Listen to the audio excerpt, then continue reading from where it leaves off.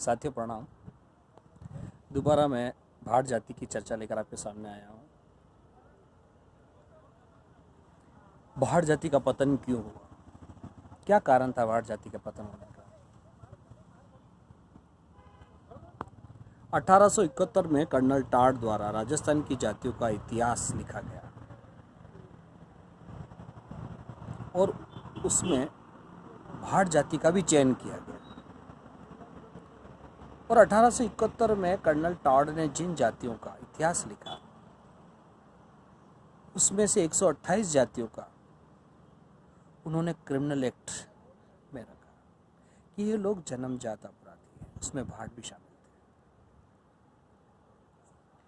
जब 1871 से लेकर आज तक इन 1100 वर्षों में जिस जाति पर क्रिमिनल एक्ट का ठप्पा हो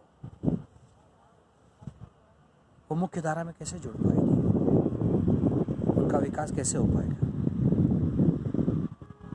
संभव नहीं। तो कर्नल टॉड ने जो किया, देश आज़ादी के बाद 1952 में फिर इस पर चर्चा हुई तो भारत सरकार ने जो जातियां थी उन जातियों पर, पहले वो जन्मजात अपराधी थे, उसके बाद नया रिसर्च हुआ और कहा गया साहब वे जन्मजात अपराधी नहीं है लेकिन अभ्यस्त अपराधी जरूर है। तो विचार करें आप लोग, जो जाति अपराधी रही हो उसका विकास कैसे संभव हो सकता है। और उस समय मुगलों से भी भाटों का 36 का आंकड़ा था। मुगल जानते थे कि ये जो लोग हैं भाट जाति के, ये इतिहास लिखते हैं, लोगों को जागरूक करते हैं, इनके सम्मान में ये लोग गीत, छंद, दोहे लिखते हैं। तो उन्होंने कहा कि आप ये हमारे लिए करें, लेकिन उन्होंने कभी ये स्वीकार ही नहीं किया।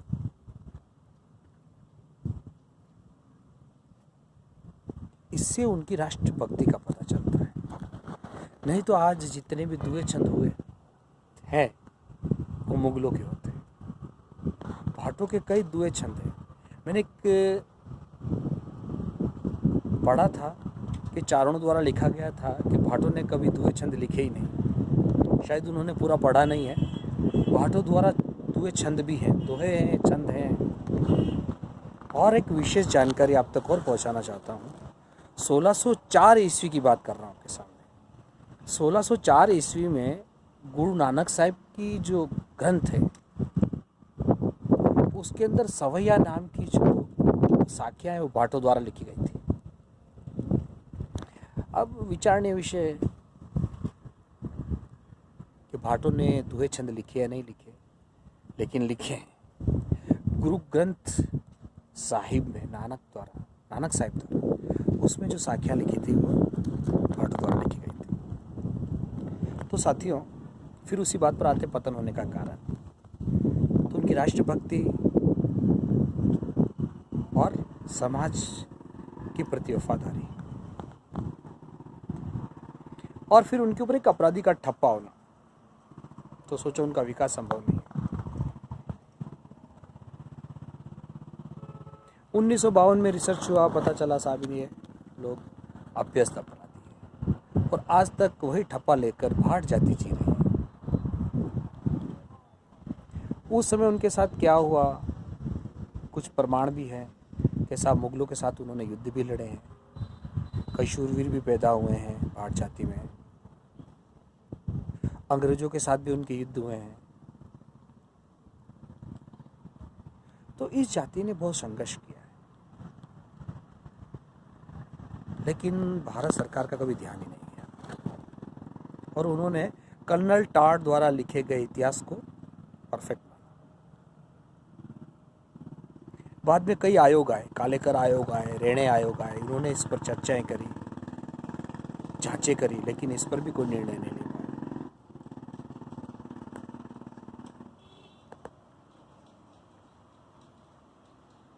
अभी